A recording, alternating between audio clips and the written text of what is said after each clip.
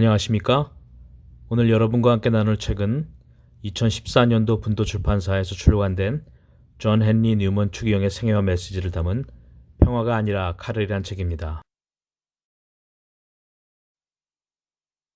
이 책은 19세기에 뛰어난 신학자이며 추기경이었던 영국 출신 존 헨리 뉴먼의 생애와 사상을 편지, 강론, 논문과 저서를 탐구하며 써내려간 것입니다.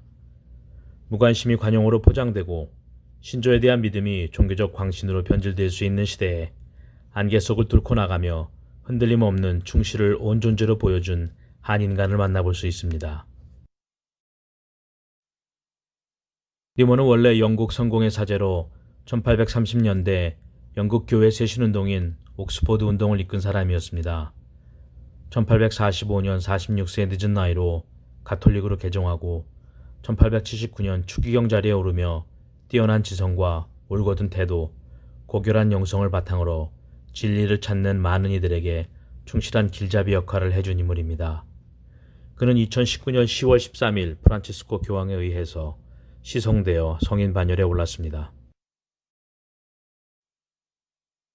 그는 그리스도의 진리를 찾는 순례자였으며 자신이 발견한 진리를 다른 어떤 일보다 우선시해야 하는 선택을 되풀이해야 했습니다. 개종을 전후로 세상의 주목을 받았지만 한때는 그 모든 것이 위선이라는 비난과 중상, 오해와 적으로 큰 고통을 받기도 하였습니다. 젊은 시절 로마를 방문하고 팔레르모를 거쳐 마르세유로 항해하던 중 보니파시오 해협에서 바람이 불지 않아 배를 움직일 수 없게 되는 순간 시칠리아에서 겪었던 내밀한 체험을 바탕으로 구름기둥이라는 유명한 시를 쓰게 됩니다. 인도하소서 온유한 빛이시여, 저를 둘러싼 어둠 속에서 저를 이끌어 주소서. 밤은 어둡고 저는 집에서 멀리 떠나왔으니 저를 이끄소서. 저의 발을 지켜주소서.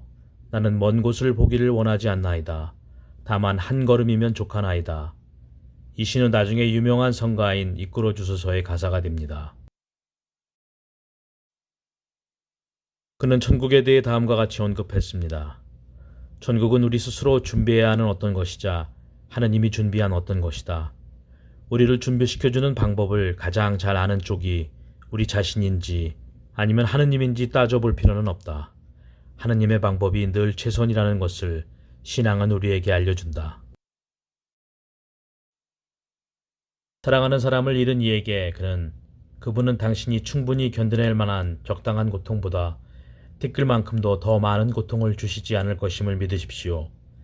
당신이 겪고 있는 고통과 더불어 견디는 힘도 커져나갈 것입니다. 사랑하는 사람을 잃는 것은 당신에게 실제로 사랑하는 사람을 더 가까이 데려오기 위함임을 믿으십시오. 우리가 사랑하는 사람들은 살아있을 때 우리에게 가장 가까이 있는 것이 아니라 우리를 떠났을 때 영적인 존재로서 바로 우리의 가슴 속으로 들어오기 때문입니다. 라고 위로해 주었습니다.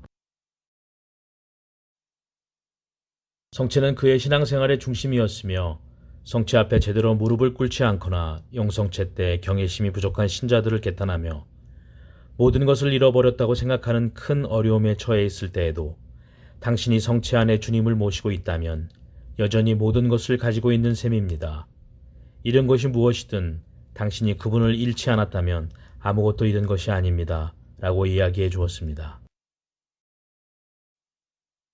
부르심에 대해 그는 우리가 까닭 없이 이 세상에 보내지거나 무작위로 태어난 게 아니라 주님께서는 우리 각자를 위한 어떤 목적이 있다고 믿었습니다. 하느님은 그가 누구든 우리 한 사람 한 사람을 바라보고 계시고 우리를 지명하여 부르시며 그분이 우리를 만드셨기 때문에 우리를 아시고 우리를 이해하시고 우리 안에 들어있는 것, 우리 자신의 모든 고유한 감정과 생각, 여러분의 기질과 취향, 여러분의 강점과 약점을 알고 계시다고 믿었습니다. 고통에 대한 문제에서 뉴먼은 그분은 여러분이 여러분 자신을 사랑하는 것보다 더 여러분을 사랑하십니다. 여러분이 고통을 겪는 것을 그분이 싫어하는 것보다 여러분이 더 싫어할 수는 없습니다. 장차 얻게 될 더 값진 것을 위해 스스로 고통을 원한 만큼 여러분의 지혜가 자랐을 때라야 비로소 그분은 여러분에게 고통을 허락하실 것입니다. 라고 언급했습니다. 그는 우리는 하나님이 어떤 분인지 모르기 때문에 죄가 무엇인지 모릅니다.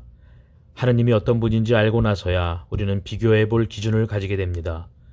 오직 하나님의 영광과 그분의 완전함, 그분의 신성함, 그분의 어미하심, 그분의 아름다움만이 그와 대조함으로써 죄를 어떻게 생각할지 우리를 일깨워 줄 수 있습니다.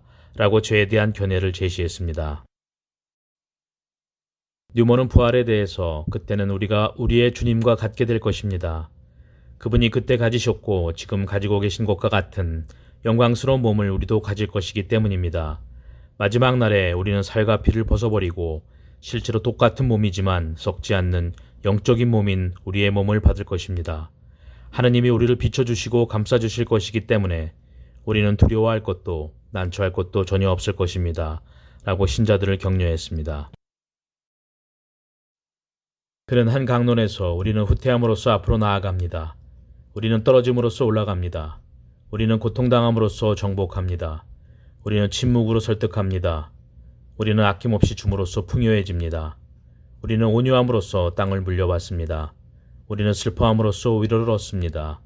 우리는 참회하고 기도함으로써 영광을 얻습니다.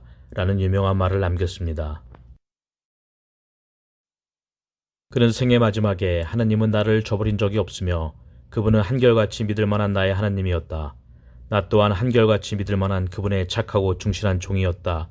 라고 고백하며 생을 마감했는데 그의 비문에는 그림자와 환영 속에서 진리 속으로 라고 적혀 있었습니다.